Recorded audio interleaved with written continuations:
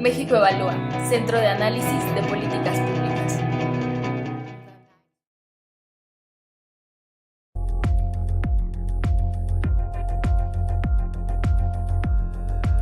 Milenio Televisión presenta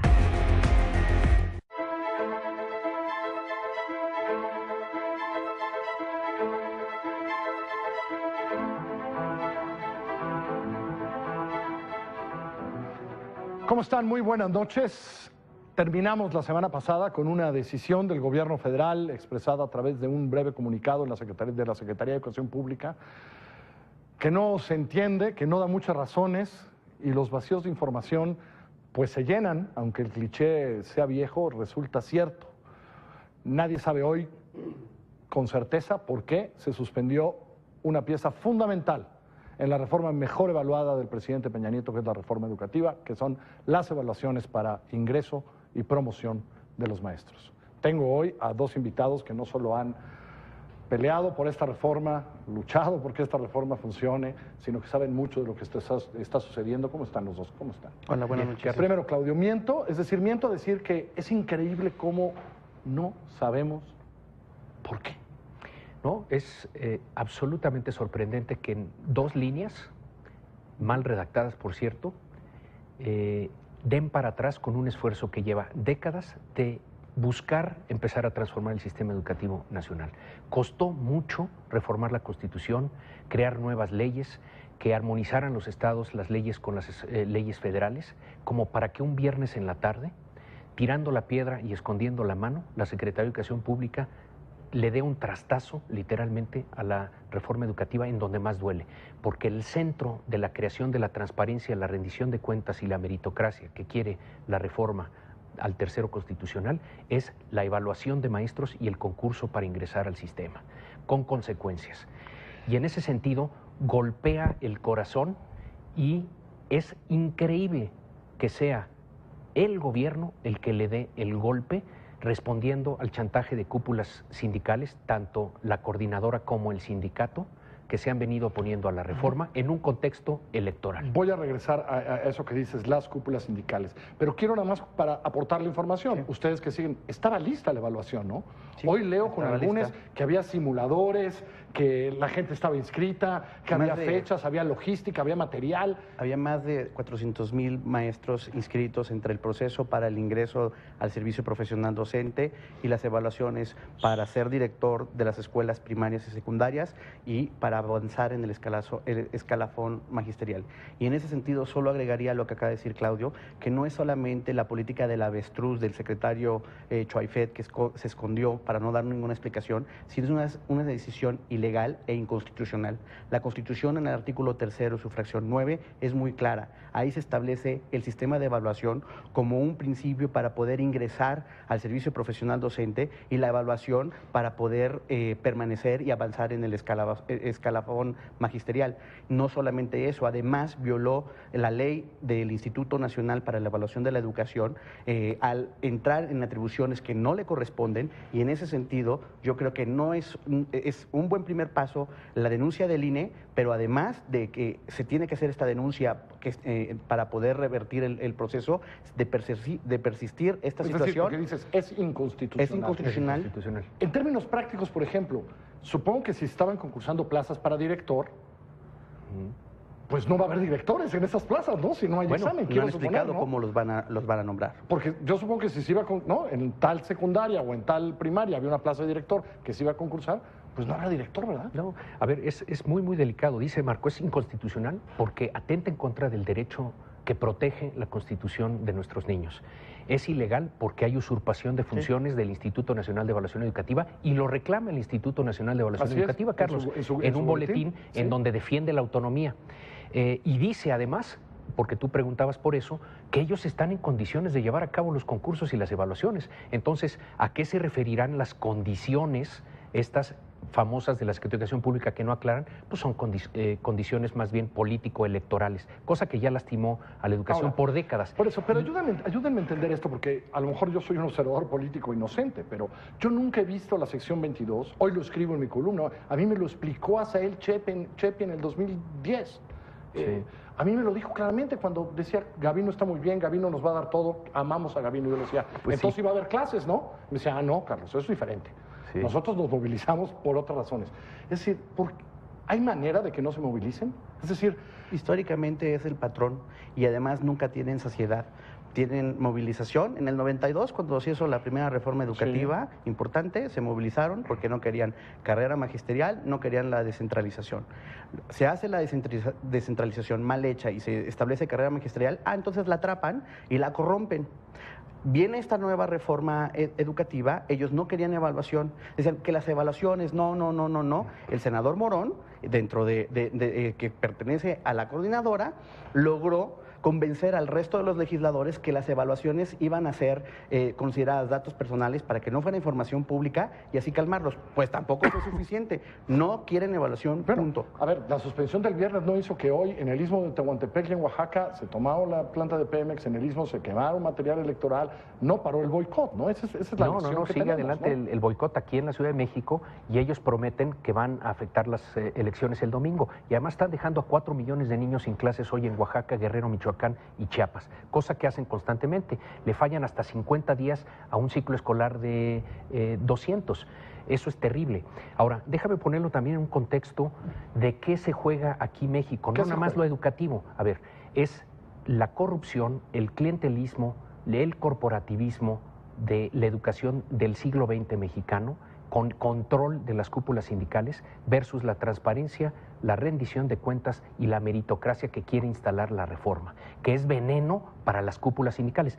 Es veneno para las cúpulas, Carlos, no para los maestros, porque la reforma no tiene por qué afectar a un verdadero maestro. De hecho, lo debe de ensalzar y le debe dar promoción y dignidad y premio a su trabajo. Les da herramientas para crecer sin necesidad de marchar, como se dan puntos en algunas Oye, en secciones ese sentido, sindicales. creo que realmente es un debate entre el pasado y la modernidad a la que aspira el país. Eso es lo que está jugando. Y lo que resulta increíble, porque ya sabemos que la coordinadora y el sindicato se iban a oponer a la reforma, lo que resulta increíble es que el gobierno se ponga del lado del clientelismo, del corporativismo y la corrupción. Has mencionado el sindicato 2 veces. Sí quiero nada más aclarar eso. Es decir, yo oigo a Juan Díaz en público hace poco en una reunión en el INAP, por ejemplo, el Instituto Nacional de Administración Pública, diciendo, vamos con la reforma y de hecho esto que estamos firmando.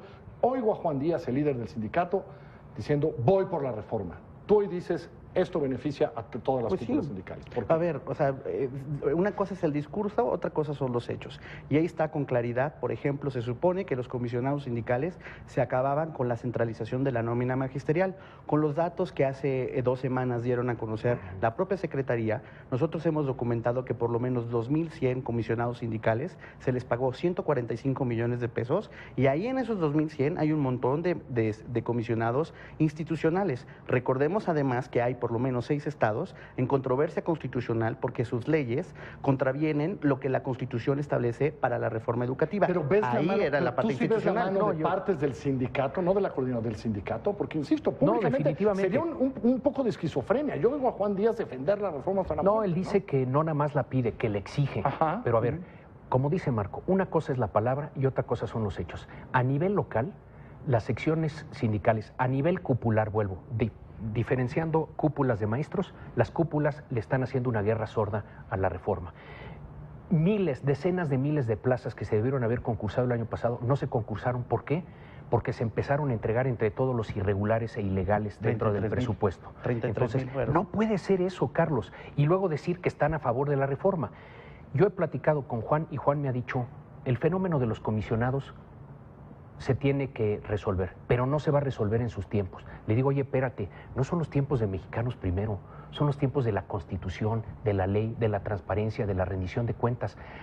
¿Qué se creen ustedes? No, nosotros somos una organización ¿Que viola la ley? No, de décadas que se comparan, ¿no? Ellos literalmente con la Iglesia Católica, con Nacional Monte Piedad y dicen, no, a nosotros las leyes y los tiempos no nos aplican igual. A ver, se comportan como si fueran entes extralegales. Marco, ¿compras esta idea de que alguna de las razones, nos dieron permiso a especular, que hicieron esto para que la sociedad se volcara y que en 3 semanas después de las elecciones van con todo a ordenar todas estas cosas? Si es así, es de una ingenuidad enorme, porque es no conocer la historia de la coordinadora que, insisto, siempre se ha empoderado a partir del chantaje, en donde gobiernos anteriores de todos los partidos políticos han pensado que la paz se puede comprar con dinero momentáneamente y después viene la coordinadora y exige más. En este sentido, no entienden además, es una miopía de tal grado que no solo tiene consecuencias negativas para la calidad de la educación, que en sí mismo es grave,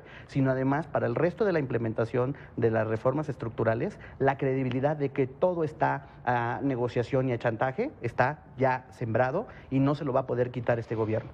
¿Lo ves así? ¿Lo ves sí, por parecido? supuesto. Estoy totalmente de acuerdo con lo que dice Marco. Y en un contexto más allá de lo educativo, fíjate todo lo que se juega. Si ceden en esta la reforma con la que ellos presentaron credenciales de reformadores y que es la más querida por la población y la más importante para el país, si ceden en esta, pues ¿por qué no cederían en la de transparencia? ¿Por qué no cederían en la de anticorrupción, en la de energética, en la de telecomunicaciones? Es decir, se vuelve pantanoso todo el terreno, inclusive para la gobernabilidad, Carlos. Yo creo que es una cosa muy seria y por eso estamos exigiendo los ciudadanos y pedimos la verdad el apoyo de todo el mundo en mexicanos.primero.org, que la gente firme en rechazo a esta decisión del Ejecutivo, uno, y para revertir la decisión cuanto antes.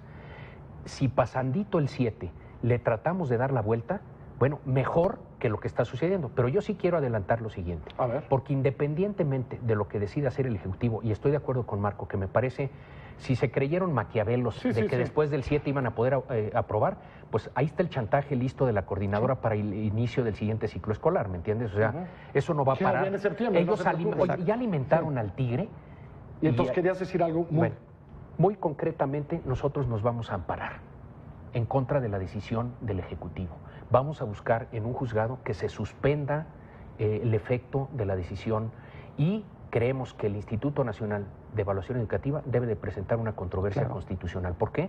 Porque si no, queda atropellada, violada la autonomía de ese instituto. Entonces viene, digamos, ustedes ya han sido reconocidos además por la Corte como sujeto que puede hacerlo, viene la presentación de un amparo y presionar al INE para que haga lo mismo, para que haga el artículo 105 constitucional es muy claro, o sea, tiene la facultad el INE de establecer por omisión, porque no se está estableciendo la parte de evaluación, y por invasión de facultades que no le corresponden a la Secretaría de Educación Pública esta controversia, y además, en términos del artículo 19 y 20 de su propia ley, convocar a una reunión extraordinaria de la Comisión de Evaluación, donde están tanto la parte de las autoridades educativas estatales y federales, para que dé la cara la SEP y explique por qué hizo lo que hizo. Señores, gracias. Creo que ha sido preciso, contundente lo que han dicho. Creo que pocos momentos como este en el país, porque creo que todos estamos todavía un poco mareados de lo que escuchamos el viernes, sobre todo que no tenemos información. Gracias a los dos. Muchas gracias, Carlos. Gracias, Carlos. Dice el gobierno que quiere mover a México. Lo que hay que preguntarnos es si para adelante o para atrás. Exacto. Que les vaya muy bien. Buenas noches. Vamos a seguir con este tema. Espero que haya servido de algo ante la ausencia de información gubernamental lo que hoy hemos platicado aquí. Que les vaya muy bien.